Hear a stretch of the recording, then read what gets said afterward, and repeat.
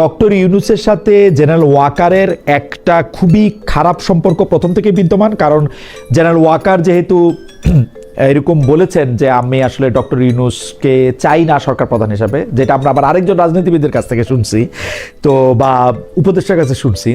তো সেইটা এখন কিরকম আপনি দেখেন যে অন্তর্বর্তীকালীন সরকারের সাথে সেনাবাহিনীর ঠিক ওপেন কমিউনিকেশন চ্যানেল নেই, এটা অত্যন্ত আশঙ্কাজনক। যদি একটা ওপেন কমিউনিকেশন চ্যানেল আমাদের এরকম একটা পরিস্থিতিতে সেনাবাহিনীর সাথে না থাকে, সো ওনাদের ভূমিকাটা যতই বিতর্কে ওনাদেরকে এবং সেনাবাহিনীর চিফকে আনুক না কেন, এইসব বিতর্ক আপাতত বাংলাদেশের সার্বভৌমত্বর জন্য এবং নির্বাচনের জন্য এবং এই ডেমোক্রেটিক ট্রানজিশনের জন্য অত্যন্ত হার্মফুল। যে অন্তর্বর্তীকালীন সরকার কিন্তু আইন শৃঙ্খলার পরিস্থিতিটা পুরোপুরি নিয়ন্ত্রণে আনতে পারেননি, যে কারণে ম্যাজিস্ট্রেসি পাওয়ারটা দেয়া, এবং সেনাবাহিনীর আমি আশা করি যে ম্যাজিস্ট্রেসি পাওয়ারটা কন্টিনিউ করবে, কারণ না হলে আমার মনে হয় না এই সরকার একটা ল অ্যান্ড অর্ডার বজিয়ে রাখতে পারবে নির্বাচনের সময়। তো তার জন্য আবারও আমি বলবো যে আমি আশা করছি যে ডায়ালগ এবং কমিউনিকেশনের মাধ্যমে আইসিটি, সেনাবাহিনী বা অন্তর্বর্তীকালীন সরকার এবং সেনাবাহিনী এদের মধ্যে একটা কমিউনিকেশন চ্যানেল যাতে খোলা রাখা হয়। সাধারণত যেটা directorate general of field intelligence, যেটাকে আমরা ডিজিএফআই বলে চিনি, সেটা সরকার প্রধানের অধীনে থাকার কথা, কিন্তু ডিজিএফআইটা যেহেতু নেতৃত্ব দেন একজন সেনা কর্মকর্তা এবং সেটার মধ্যে বেশিরভাগ কর্মকর্তাই সেনা, বিমান বাহিনী বা নৌবাহিনী থেকে আসেন, সেই জন্য অনেকে বলে থাকেন যে এই ডিজিএফআইটাকে এখন পরিচালনা করতেছেন হচ্ছে সেনাপ্রধান। সেজন্য ডিজিএফআইয়ের সকল কার্যক্রমের দায় বা যদি তারা খারাপ করে থাকেন সেটার দায়ও সেনাপ্রধানের উপরে যাচ্ছে। আপনার কাছে কি মনে হয়, মানে ডক্টর ইউনূসের কাছে না জনাব ওয়াকারের কাছে ডিজিএফআই, এইটা আমি একটু বলবো। আর ধরেন এনটিএমসির দায়িত্বে যিনি ছিলেন, national telecommunication monitoring commission council committee কি জানি না, ওই এনটিএমসির দায়িত্বে যিনি ছিলেন মেজর জেনারেল জিয়াউল আহসান, আমরা কিন্তু 5 আগস্টের পরে দেখলাম মেজর জেনারেল জিয়াউল হাসানের বিরুদ্ধে একটা মামলা করা হয়েছে, তাকে আদালতে নিয়ে যাওয়া হয়েছে।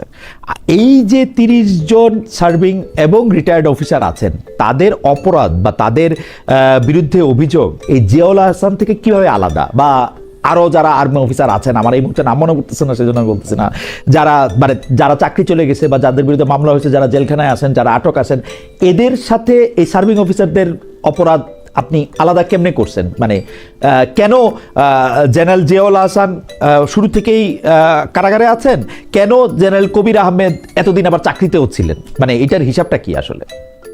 উত্তরটা তো আপনিই দিয়ে ফেলেছেন, কারণ জিয়াউল হাসানের এগেইনস্টে মামলা হয়েছিল, এদের এগেইনস্টে মামলাটা এখন হলো, এদের এগেইনস্টে চার্জ গঠনটা এখন হলো। এতদিন এদের এগেইনস্টে কোনো চার্জ গঠন হয়নি, এদের নামে কোনো মামলা হয়নি। সো কারণ নামে যখন কোনো মামলা না হয়, আমি কিভাবে তাকে আইনের হাতে সুপর্দ করবো? সেনাবাহিনীর হাতে তো মানে মামলা ছাড়াও আরো অনেক সেনা কর্মকর্তাকে চাকরি বাধ্যতামূলক অবসর, রিটায়ারমেন্টে বা বরখাস্ত করা বা সেনা আইনে শাস্তি দেওয়া হয়েছে কিনা, আমি কিন্তু জানি যে হয়েছে, আরো 5 আগস্টের পরে আরো বেশি। তো তাদের সাথে ইনারা কিভাবে ডিফারেন্ট? রাইট, এখন সেনা আইনে যখন কারো এগেইনস্টে আপনি কাউকে যখন শাস্তি দিতে চান, তার এগেইনস্টে একটা চার্জ গঠন করতে হয়। চার্জ গঠন করার জন্য যে আপনার এভিডেন্স গুলো বা যে সমস্ত কি বলা যায় এটাকে, হ্যাঁ এভিডেন্স, একটা বাংলায় কি মনে পড়ছে না, হ্যাঁ এভিডেন্স গুলো প্রয়োজন, সেই এভিডেন্স গুলো যখন সেনা কর্তৃপক্ষ কাছে থাকে, তখন তার একটা কংক্রিট চার্জ গঠন করে তাদেরকে আইনের আওতায় এনে কোর্ট মার্শালের মাধ্যমে বা সামারি কোর্ট মার্শাল হতে পারে, field general court martial, different types of court martials are there. তো এখন অভিযোগ করার মতো যখন পর্যাপ্ত এভিডেন্স তাদের হাতে থাকে অভিযোগ গঠন করার জন্য, তখন তাদের এগেইনস্টে অভিযোগ গঠন করা হয়েছে, তাদেরকে শাস্তি দেওয়া হয়েছে। This is my way of understanding, because যখন এই ঘটনাগুলো ঘটেছে আমি কিন্তু অলরেডি সেনাবাহিনীর বাইরে, আমি আজকে 3 বছর হলো রিটায়ার করেছি। বাট আমি যেটা বুঝি যে আপনি যখন চার্জ গঠন করার মতো এভিডেন্স পাবেন, তখন চার্জ গঠন করে সেনা আইনের ওই সংশ্লিষ্ট সেকশনে গিয়ে ওই ধারা বলে আপনি তাকে শাস্তি দিতে পারেন। দ্যাট কুড বি তাকে চাকরি থেকে বহিষ্কার করা বা তার এটাকে কি বলে তার ফোর্সিবল রিটায়ারমেন্টে পাঠানো। কিন্তু যখন আপনার কাছে এভিডেন্সটা না থাকে চার্জ গঠন করার মতো, যেমন আমি আবারও বলছি, চার্জ গঠন করতে পারবেন কখন? যখন সেনা পরিধির ভেতরে থেকে সে কোনো একটা অন্যায় করেছে, যেখানে তার একাধিক আমি উইটনেস সংগ্রহ করতে পারতেছি, হ্যাঁ, বা কেউ স্বপ্রণোদিত হয়ে এটাকে কমপ্লেইন করলো না। আমার শুধু আশঙ্কার ব্যাপারটা আপনার কাছ থেকে একটু জানতে চাই যে মানে এটার মধ্যে কোনো প্রসেস আছে, এটার মধ্যে কোনো পিক এন্ড চুজ নাই তো, বা জনতুষ্টিমূলক উনার বিরুদ্ধে বেশি ভয়েস রেজ করা হয়েছে সেজন্য উনাকে আমরা মানে ব্যাপারটা এরকম না তো, মানে আর্মি এখানে আপনার কাছে কি মনে হয়? আমার কাছে কিন্তু মনে হয় যে এখানে পিক এন্ড চুজের সুযোগ থাকতেছে, এবং মানে জনতা যার বিরুদ্ধে বেশি কথা বলছে তাদের সন্তুষ্ট করার জন্য এইটা একটা হইছে, এরকম হইতে পারে কিনা, মানে আমার মত কত কেমন হইলো যে মানে অনেকে এরকম বলতে পারে কিনা। আবারও বলছি, এই ধরনের স্পেকুলেটিভ বা অনুমান নির্ভর কোনো বক্তব্য দেওয়াটা আমি মনে করি যে এটা যারা গুজব ছড়ায় তারা এটা পছন্দ করে, বাট আমি কিন্তু ফ্যাক্টস এর বাইরে আমি কোনো কথা বলতে রাজি না। আমি কেন এটাকে অনুমান করবো যে তেমন কোনো পিক বা চুজের কোনো একটা অ্যাফেক্ট ছিল কিনা, I do not know that, I do not know. But আমি মনে করি যে এই ধরনের অনুমান নির্ভর কথা না বলাটাই ভালো। এতে করে অহেতুক কতগুলো সন্দেহ তৈরি করা হয়, অহেতুক কতগুলো এলিয়েনেশন তৈরি করা হয়, মানে এটা তো it's not right. Okay, thank you. আপনি কি আরেকটা প্রসঙ্গ শেষ করতে চাইছিলেন? আমি একটু মাঝখান থেকে আপনার কি আর কিছু বলার ছিল? যে ওই রাইট যেটা হচ্ছে, যেটা মানে আমাদের চারপাশে যে রিউমারটা ছড়ানো হচ্ছে যে ওয়েদার আর্মি এদেরকে সেফগার্ড দেওয়ার বা প্রোটেকশন দেওয়ার কোনো চেষ্টা করছে কিনা, কেন আইসিটিতে তাদেরকে এখনো সুপর্দ করা হয়নি, ওয়েদার দি আর্মি হায়ারার্কি এদেরকে প্রোটেকশন দেওয়ার চেষ্টা করছে কিনা, এই বিষয়টা আমি একটু পরিষ্কার করা প্রয়োজন মনে করছি। প্রথমত হচ্ছে যে এই ব্যাপারে কোনো রকমের সন্দেহের অবকাশ নেই যে 25 জনকে এই দুটো মামলার আওতায় যাদেরকে ইনিশিয়ালি অভিযুক্ত করা হয়েছে তাদের বিচার আইসিটির আন্ডারেই হতে হবে। কোর্ট মার্শালের মাধ্যমে এদের বিচার হওয়ার কোনো সুযোগ নাই। This is crystal clear. এটা নিয়ে আমার সহ আলোচক যিনি আছেন উনি আরো ভালো করে হয়তো বলতে পারবেন। এখানে রেট্রোস্পেক্টিভ ইফেক্ট বলে যে কথাটা বলা হয়, যেমন আমাদের সেনা আইনে কিন্তু মানে যখন একটা আইন মানে প্রণয়ন করা হয়, সে আইনের আগে ঘটে যাওয়া কোনো ঘটনার জন্য কিন্তু এই আইনের মাধ্যমে বিচার করা যায় না। কিন্তু একমাত্র আইসিটিতেই কিন্তু আইসিটি একটা সুযোগটা রয়েছে রেট্রোস্পেক্টিভ ইয়েতে, আপনি যে আজকে আইনটা প্রণয়ন করা হলো কিন্তু যে অপরাধের কথা আইনে বলা হলো সে অপরাধটা সংঘটিত হয়েছে আজ থেকে 20 বছর আগে, কিন্তু সেই বিচার অপরাধের জন্য কিন্তু আইসিটির আন্ডারে আপনি কিন্তু তার বিচার করতে পারবেন, কিন্তু সেনা আইনের আন্ডারে আপনি চেষ্টা করতে পারবেন না, বিকজ সেনা আইন যেদিন থেকে তৈরি হয় তার আগের কোনো অপরাধ সংঘটিত হলে সেটা ওই আইনের আওতায় বিচার করা যায় না। সো আমরা যদি সুবিচার প্রত্যাশা করি, অবশ্যই আমরা করি, সেই ক্ষেত্রে এই ব্যাপারে কোনো রকমের সন্দেহের অবকাশ নেই যে যাদেরকে সেনাবাহিনীর সদস্য যাদেরকে এখন ইয়ে করা হয়েছে, কনফাইন করে রাখা হয়েছে বা যাদেরকে অ্যাটাচ করে রাখা হয়েছে, আলটিমেটলি তাদের বিচারটা আইসিটিতেই হবে। এটা কোনো সামরিক আদালতে এটা বিচার হওয়ার কোনো সুযোগ নাই। এবং আমি দৃঢ়ভাবে বিশ্বাস করি যে সেনাবাহিনীর যে লিডারশিপ তারা ওই ধরনের কোনো কিছু চিন্তা ভাবনা করছে না। যেগুলো এটা নিয়ে আমার সবচেয়ে বড় কষ্টটা হচ্ছে এটাই, এই যে কতগুলো অনুমান নির্ভর বক্তব্য দিয়ে গুজব ছড়িয়ে যে আননেসেসারিলি একটা সর্ট অফ ফিয়ার মঙ্গারিং করা বা একটা তাপ ছড়ানো, মানে আর্মিকে ডেমোনাইজ করা বা এলিয়েনেট করা, this are something really uncalled for. মানে এটা কিন্তু একেবারে অপ্রত্যাশিত, ঠিক হচ্ছে না। হ্যাঁ, মনে হচ্ছে যে মানে যেটা ব্যারিস্টার ইমাম কিছুটা বলতেছিলেন যে আইসিটি এবং আর্মিকে মুখোমুখি দাঁড় করানো, সেনা মানুষের প্রশ্নের মুখে আর্মিকে বলা, এইটার একটা জায়গাও আমরা দেখতে পাচ্ছি। কিন্তু আমার মনে হয় এগুলি যত বেশি আলোচনা, যত বেশি পরিষ্কার করা সেটা তো হবেই। আমি ডক্টর ইউসুফ, আমি একটু ব্যারিস্টার ইমামের কাছে যেতে চাই অন্য আরেকটা প্রসঙ্গে। সেটা হলো যে আপনি বিচার নিয়ে কথা বলতেছেন, মানবাধিকার নিয়ে কথা বলতেছেন ব্যারিস্টার রাসনা ইমাম, কিন্তু এই সরকারের সময় 21শে আগস্ট গ্রেনেড হামলায় আমরা দেখেছি সবাই খালাস পেয়েছেন। সবশেষ আমরা দেখলাম রাজশাহী বিশ্ববিদ্যালয়ে 15 বছর আগে ছাত্রলীগ কর্মী ফারুক হোসেন হত্যা মামলায় সব আসামিকে বেকসুর খালাস দিয়েছে আদালত। সম্প্রতি পাহাড়ে উত্তেজনা যখন ছিল তখন তরুণদের প্রাণহানি, সেখানে আবার মামলা করতে আগ্রহী না আমরা দেখছি ভুক্তভোগী পরিবারগুলা।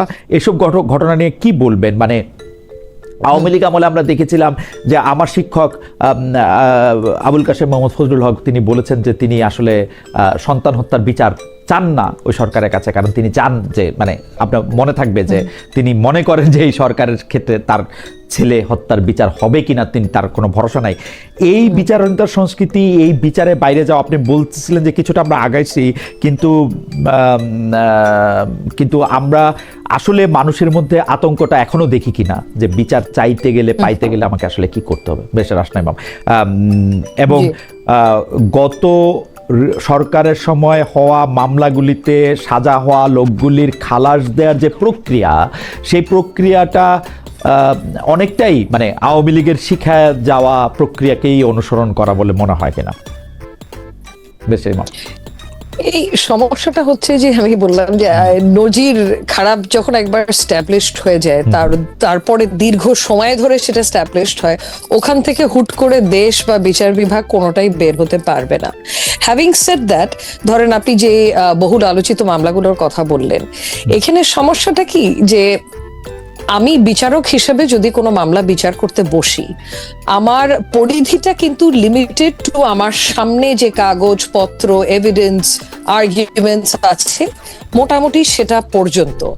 এখন আওয়ামী লীগ আমলে যখন এই মামলাগুলো দায়ের করা হয়েছিল, তড়িঘড়ি করে করা হয়েছিল, মোর অফেন দেন নট হয়রানিমূলক কারণে করা হয়েছিল, উদ্দেশ্যটা খারাপ ছিল, ন্যায় বিচার উদ্দেশ্য ছিল না, অনেক দূর হয়তো রিভেঞ্জ, রেট্রিবিউশন এগুলো ছিল উদ্দেশ্য, যে কিভাবে আমি প্রতিশোধ নিতে পারি, কিভাবে বিরোধী রাজনৈতিক দলকে দমন করতে পারি। তো এই উদ্দেশ্যে করা এবং তড়িঘড়ি করে করা, হয়তো ঠিক মতো গোছায়নি, সাজায়নি, এভিডেন্স কালেক্ট করা বদর করেনি, কারণ তখন তো বিচার বিভাগ এক অর্থে বলতে গেলে ওনাদের হাতের মুঠোয়। সো এই পরিবেশে যখন মামলাগুলো করা হয়, তখন ধরেন থিওরিটিক্যালি স্পিকিং এই মামলাগুলোতে যারা অ্যাকুইটাল পেয়েছে তাদের মধ্যে কেউ সত্যিকার অর্থে দোষী ছিল, বা থেকে থাকলেও এই মামলাগুলো যেভাবে দাঁড় করানো হয়েছে ওখানে এত বেশি ফাঁক ফকর থাকবে, তখন হয়তো স্বাধীনভাবে বিচার করতে গেলে একটা আদালত তাদেরকে অ্যাকুইট করতে বা রেহাই দিতে বাধ্য হবে। তো প্রবলেমটা কিন্তু ওখানে। এই কারণেই কিন্তু আমি বারবার বলছি যে এখন আইসিটিতে যে ট্রায়ালস গুলো হচ্ছে এগুলো তড়িঘড়ি করে করা উচিত না, রিভেঞ্জ নেওয়ার কারণে, প্রতিশোধ নেওয়ার কারণে করা উচিত না, এগুলো সময় নিয়ে শক্তভাবে দাঁড় করানো উচিত মামলাগুলোকে, যাতে সরকার চেঞ্জ হলে এগুলো নকডাউন করা যায় না, যেভাবে আমরা দেখছি যে এখন নকডাউন হচ্ছে একটার পর একটা মামলা। এন্ড এখন যদি আপনি ক্যারেক্টারটা দেখেন, এ নিয়ে হয়তো আমার কোনো মন্তব্য করা উচিত হবে না, আমি যেহেতু একজন লাইসেন্সধারী আইনজীবী, বাট তারপরেও আমার বিশ্বাস যে এখন আমাদের স্পেশালি একদম অ্যাপেলেট ডিভিশনের এবং সুপ্রিম কোর্টের যে মোটামুটি ক্যারেক্টারাইজেশন, এখানে কিন্তু মানে আমার মনে হয় স্বাধীনতা নিয়ে কোয়েশ্চেন করার খুব একটা সুযোগ নেই, বিশেষ করে আমাদের আপিল বিভাগের কথা যদি বলি। সো প্রবলেমটা ছিল এই মামলাগুলো যেভাবে দায়ের করা হয়েছিল সেখানে, এবং তারপরে ভুয়া এবং মিথ্যা মামলা যে দায়ের করা হয়নি তাও তো না। এটার তো অ্যাকচুয়ালি একটা চর্চা আমরা এই আমলে, অন্তর্বর্তীকালীন সরকারের আমলেও দেখেছি, ঢালাও ভাবে মিথ্যা মামলা, ভুয়া মামলা, হত্যা মামলা দায়ের করা হয়েছে রাম শাম যদু মধু সবার বিরুদ্ধে। মানে লিটারালি একটা ব্যক্তিগত শত্রুতার কারণে একজনের নাম ঢুকিয়ে দিয়েছে 100 নম্বর আসামি হিসেবে। সো এই চর্চাটা তো আগেও ছিল, ইটস নট যে এই চর্চাটা আগে ছিল না। সো ওভাবে মামলাগুলো দাঁড় করিয়ে যদি থেকে থাকে, সেক্ষেত্রে এরকম ঢালাও ভাবেই কিন্তু এই অ্যাকুইটেল গুলো আমরা দেখতে থাকবো যে খালাস হয়ে গেছে একটার পর একটা। কারণ সেনাবাহিনী ম্যাজিস্ট্রেসি নিয়ে আছে, আইন শৃঙ্খলা রক্ষা করার দায়িত্বর মধ্যে তারা অ্যাক্টিভলি পার্টিসিপেট করতেছে, কিন্তু আপনি আমাদেরকে কিরকম দেখেন যে সেনাবাহিনী যে ম্যাজিস্ট্রেসি পাওয়ার নিয়ে মাঠে আসে, আইন শৃঙ্খলা পরিস্থিতির উপরে কি মানুষের আস্থা ফিরে আসছে?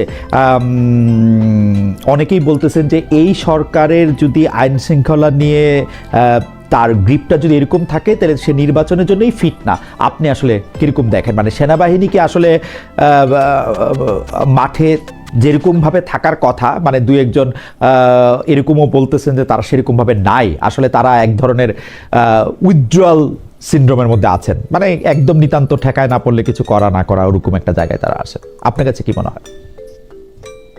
রাইট, তাদেরকে জিনিসটাকে অ্যাড্রেস করা প্রয়োজন ছিল, অতটা অ্যাগ্রেসিভলি বা অতটা অ্যাক্টিভলি তাকে অ্যাড্রেস করছে না। এই অভিযোগটা আপনার মতো আমরা অনেক ব্যাপারটা লক্ষ্য করেছি, কিন্তু আমাদের যেটা লক্ষ্য করা দরকার সেটা হচ্ছে এটার অন্তর্নিহিত বা আন্ডারলাইং রিজনসটা কি। আমি ব্যারিস্টার ইমামের কাছে একটু জানতে চাইবো যে ব্যারিস্টার ইমাম, আপনি সেনাবাহিনী ম্যাজিস্ট্রেসি পাওয়ার নিয়ে বাংলাদেশে থাকার পরে আপনি এটাকে কিভাবে দেখেন, এবং আপনি এই সেনাবাহিনী সহ যারা আইন শৃঙ্খলা রক্ষা করতে সাহায্য করতেছেন তাদেরকে ইলেকশনে ফিট মনে করেন কিনা, সামনের ইলেকশনের আইন শৃঙ্খলা রক্ষা করা? জি, ইনফ্যাক্ট এই ব্যাপারে তো খালেদ ভাই আমার একটা মোটামুটি শক্ত অবস্থান আছে। আমাদের দর্শকদের একটা মতামত ব্যারিস্টার ইমাম আপনার কাছ থেকে একটু বলি। অনেকগুলি দর্শকদের যে আইসিটি ট্রাইব্যুনালে যে মামলাগুলি হইতেছে সেগুলো আমরা লাইভ দেখতে পাচ্ছি, প্রথমবারের মতো আদালত থেকে আমরা লাইভ দেখতে পাচ্ছি, স্বচ্ছতার খাতিরে এটা করা হচ্ছে। কেউ কেউ প্রশ্ন করতেছেন অন্যান্য মামলাগুলি কেন আমরা লাইভ দেখবো না? আপনার একজন কলিগ ব্যারিস্টার সুমন সম্পর্কে বলতেছেন যে ব্যারিস্টার সুমনের বিরুদ্ধে যে অভিযোগ সেইটা আমরা কেন লাইভ দেখবো না, তার সম্পর্কে আইনজীবীরা কেন কথা বলতে পারবেন না? আপনি যদি এটা একটু মন্তব্য করেন যে মানে উনার অপরাধ যে উনি এমপি হয়েছিলেন গত খারাপ সরকারের খারাপ এমপি, তাই বলে তার আইনের অধিকার তো আর তার বন্ধ হয়ে যায় না। না না না, অভিযুক্ত হলেই যে আইনে কোনো অধিকার তার জন্য নেই তা তো না। আমাদের সংবিধানেও আছে, অনেক ধরনের অধিকারী তার আছে, সবারই আছে যারাই অভিযুক্ত। কিন্তু আপনি যেটা বলছেন যে এই লাইভ ব্রডকাস্ট করা ট্রায়ালস গুলোর, এই নিয়ে তো আমরা অনেক বছর ধরেই কথাবার্তা বলে আসছি। বিশেষ করে কোভিড এর সময় এটা নিয়ে আমরা অনেক কথাবার্তা বলেছি যে ইন্ডিয়ান সুপ্রিম কোর্টে যেরকম এখন বেশ নিয়মিত লাইভ ব্রডকাস্ট করা হয় অনেক মামলা, এবং there is no earthly reason আমরা কেন করতে পারবো না, কারণ আমাদের কিন্তু সেই সক্ষমতা কোভিডেই চালু হয়ে গেছিল। একটা হচ্ছে ভার্চুয়াল হিয়ারিং, দ্বিতীয়ত হচ্ছে ইভেন লাইভ ব্রডকাস্ট করা, এবং এখন যদি আইসিটি করতে পারে তাহলে কেন সুপ্রিম কোর্ট করতে পারবে না? There is no earthly reason honestly. And আমাদের এখানে ডেভেলপমেন্ট পার্টনার্সও আছে, ইউএনডিপি সুপ্রিম কোর্টের সাথে অনেক বছর ধরে কাজ করছে, এবং আমার জানা মতে ইনফ্রাস্ট্রাকচারও টু পুট ইন প্লেস খুব একটা ডিফিকাল্ট হবে না। সো লাইভ ব্রডকাস্ট কিন্তু স্বচ্ছতাটা বাড়াবে, এই বিচার প্রক্রিয়াটাকে কিন্তু আরো জনগণের কাছে Okay. নিয়ে যাবে।